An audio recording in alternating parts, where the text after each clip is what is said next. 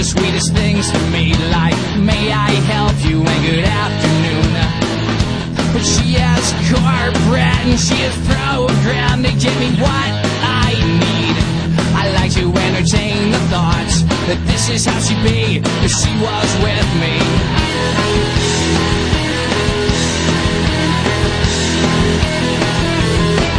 I'm in love with a girl in the Rolling Stone. I read her interview and she sounds perfect if it's all the truth. But how am I gonna get to her without stalking her and looking like I'm not right in the head? I'm cutting up the letters for the note that